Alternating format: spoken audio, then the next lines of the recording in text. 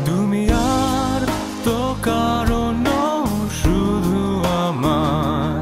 সকাল থেকেই তাহসান রোজার সমুদ্র ভ্রমের ছবি দেখে আবারও চমকে উঠেছেন ভক্ত অনুরাগীরা। তাহসানের আচমকা বিয়ে, গান, এরপর হানিমুন, নতুন বছরে একের পর এক চমক দিয়ে যাচ্ছেন এই জুটি। এসব যেন রীতিমতো সামাজিক মাধ্যমের উচ্ছ্বাসে পরিণত হয়েছে।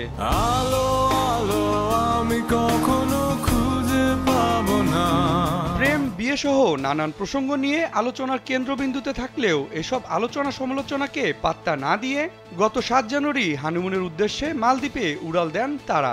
সামাজিক যোগাযোগ মাধ্যমে তাহসান কিছু না জানালেও তাদের মধুচন্দ্রিমার কিছু ঘনিষ্ঠ মুহূর্তের ছবি ও ভিডিও শেয়ার করেন গায়কের স্ত্রী রোজা। ক্যাপশনে তিনি উল্লেখ করেন, জীবনের শিল্পে আমাদের সুতো চিরকাল জড়িয়ে আছে। এই ভালোবাসা যেমন শক্তিশালী তেমন ঐশ্বরিক।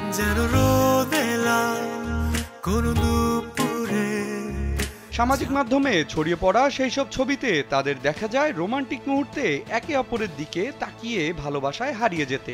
মালদ্বীপের নীল সাগরের পারে লাল গাউনে দেখা যায় তাহসানের দিকে তাকিয়ে হাত বাড়িয়ে ডাকছেন রোজা। বাহুডোরে আবদ্ধ হয়ে ক্যামেরার ফ্রেমে বন্দী হতে দেখা যায় নববিবাহিত এই দম্পতিকে।